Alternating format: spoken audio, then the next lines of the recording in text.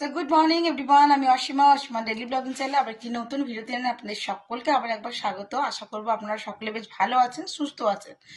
আজকে হয়ে গেল বৃহস্পতিবার, আর আমার সকাল সকাল চান টান ভালোই হয়েছে, ততক্ষণে আমার চুলটা শুকিয়ে গেছে। এবার চলো আমি আজকে বৃহস্পতিবার পুজোটা সম্পূর্ণ করে নিই গা। তারপর নিচে বসিয়ে দিয়েছি, নিচে আমি ভাত, আর আজকে যেহেতু বৃহস্পতিবার নিরামিষ করবো, আজকে কাঁচকলার কোপ্তা করবো। তো কাঁচকলা আলুটা সেদ্ধ হতে দিয়ে দিয়েছি আর ভাতটা বসিয়ে দিচ্ছি, ভাতটা অলরেডি হয়েও গেছে। তো চলো আমি এখন ঝটপট পুজোটা করে নিই, এখন ঘুরতে পারছি হলো 11টা 20। তো চলো ঝটপট যাই আর পুজোটা কমপ্লিট করে। লাঞ্চে যেটা করছি সেটা হলো কাঁচকলার কোপ্তা, তারপরে ডাল করব, একটু ভাজাভুজি করব। এই হলো আজকে আমাদের দুপুরের লাঞ্চ। তো এখানে দেখুন আমি আলু আর কাঁচকলা, আমি এখানে 3টে কাঁচকলা নিয়েছি, আর এখানে দুটো বড় বড় সাইজের আলু নিয়েছি। এবার এই আলুটা আমি এখন মশলা দিয়ে মেখে নেব, দিয়ে কোপ্তার আকারে করে নেব। তো চলুন করে ফেলি আর আপনাদের সঙ্গে সেটা শেয়ার করি। বাকি যেহেতু কেকটা হবে, তার জন্য আমি এখানে ফুলকপি একটু তারপরে মটরশুঁটি গাজর সমস্ত আমি আজকে একটু ফ্রাই করে নিচ্ছি ডালের সঙ্গে। তো আর ডালের সঙ্গে শুধুমাত্র আমি একটু নুন আর হলুদ দেখতে পাচ্ছেন, আর আমি ছোটো ছোটো করে ডালগুলো গোল করে ছোটো ছোটো করে দিয়েছি, সেটা আমি সিদ্ধ হয়ে যাচ্ছে, এই তাহলে সিদ্ধ হয়ে যায়। আর কোপ্তার জন্য এখানে মশলা রেডি হয়ে গেছে, আমি এখন কোপ্তা আকারে করবো। এখানে আমি কোপ্তাগুলো ভাজতে দিয়ে দিয়েছি, আর এখানে কোপ্তা আলু দিয়ে কাটা বানাবো, সেই তার জন্য আলু সেদ্ধ দিয়েছি। এখানে মুগের ডাল হয়েছে একটু বেশ দিয়ে, মানে কাজু আপনাকে বললাম বিটস, তারপরে গাজর গাজর ছিল, মটরশুঁটি ছিল, বিনস ছিল, ঠিক আছে।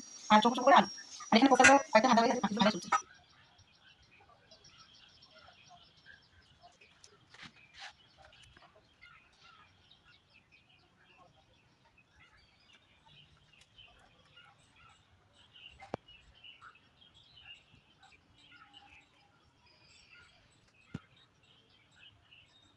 তো চলুন দেখায়, আমি এখন বসিয়ে দিয়েছি ফুলকপি আলু ভাজা, সঙ্গে দিয়েছি দুটো কাঁচা লঙ্কা।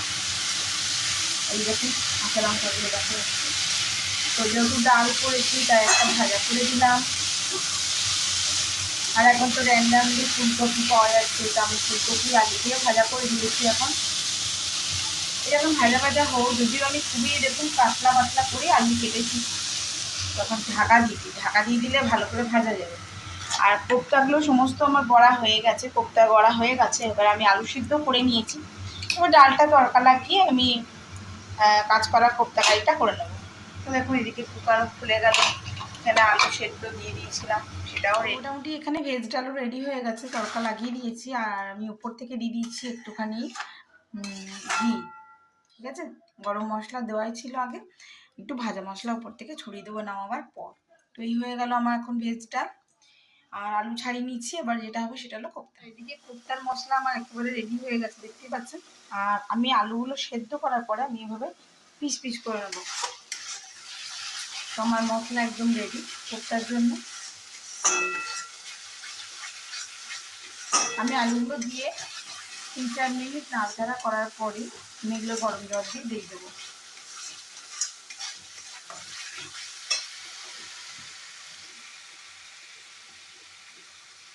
তো এখানে কাঁচকলার সমস্ত কোপ্তাগুলো আমি দিয়ে দিচ্ছি, আর আমার এখানে আজকে 13খানা কোপ্তা হয়েছে।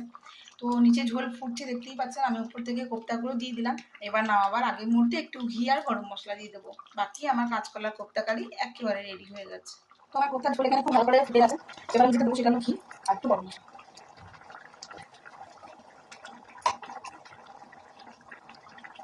নিরামিষ তরকারিতে একটু ঘি গরম মশলা না করলে বেশ ভালো লাগে।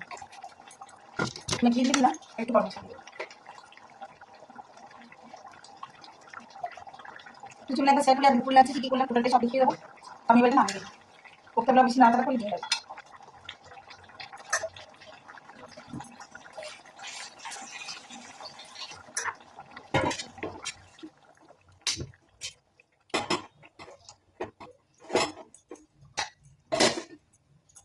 তো চলুন দেখাই।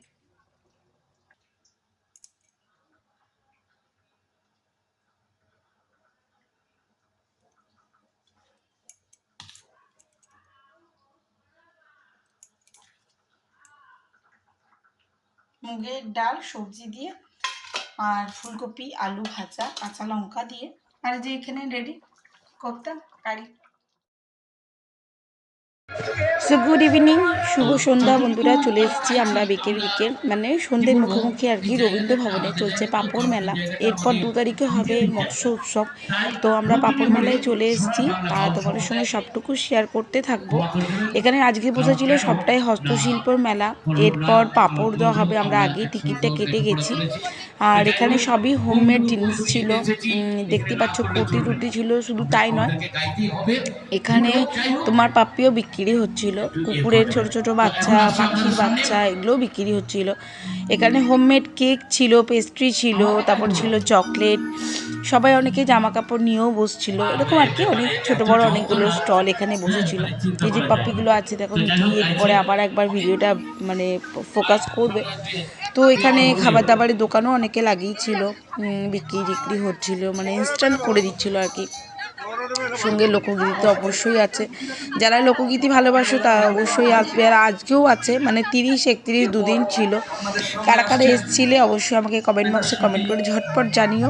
আর তোমরাও আমার সঙ্গে আজকে হস্তশিল্প মেলাটা এনজয় করতে থাকো। ভক্তের যত নারী নড়ে আমি প্রণাম করি নতশিরে, চরণ ধুলি দিয়ে মোরে জীবন করুন ধন্য। মাতা পিতার চরণ তলে আমি পূজা দিলাম ভক্তি ফুলে, জন্মেছিলাম ভূমণ্ডলে যাদের কৃপার জন্য।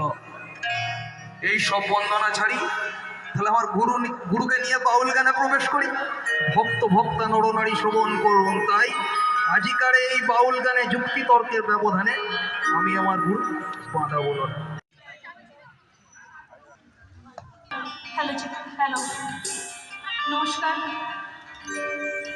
ছোটদের ভালোবাসা আর বড়দের চরণে প্রণাম জানিয়ে আজকে আমরা গান শুরু করছি। আর আমার গুরুদেব যিনি এখনই গান গাইলেন, শঙ্কর ব্যানার্জি, ওনার চরণে প্রণাম জানিয়ে শুরু করছি আজকে আমার গান। গানের মধ্যে যদি কোনো ভুল ত্রুটি হয়ে থাকে আমাকে আপনাদেরই ঘরের মেয়ে ও বন্ধু ভেবে ক্ষমা করে দিন। তো দেখতেই পাচ্ছি পাঁপড় মেলায় আমিও এক থালা পাঁপড় নিয়ে বসে পড়েছি, আর সবটা আমরা আগে থেকে টিকিট করে নিয়েছিলাম।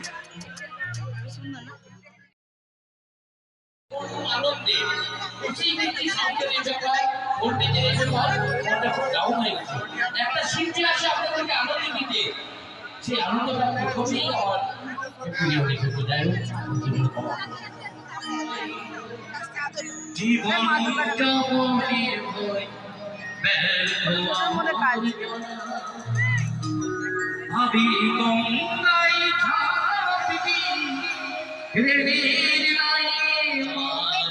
বাড়িতে বানানো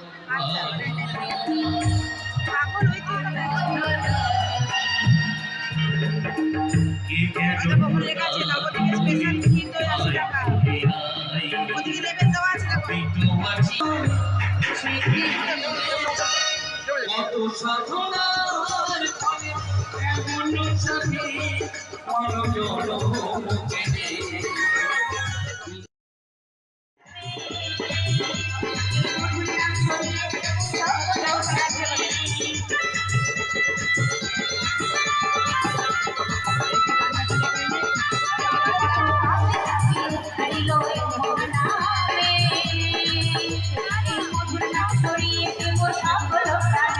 তো চলো তাহলে আজকের মতন ব্লগটা এখানে শেষ করলাম। কেমন লাগলো তোমাদের আজকে পাঁপড় মেলাটা দুর্গাপুরের রবীন্দ্র ভবনে অবশ্যই কমেন্ট বক্সে কমেন্ট করে জানিও। কারা কারা এসেছো সেটাও অবশ্যই জানিও। ভালো থেকো, আর একটা নতুন ভিডিওতে নতুন ব্লগে তোমাদের সঙ্গে দেখা হচ্ছে।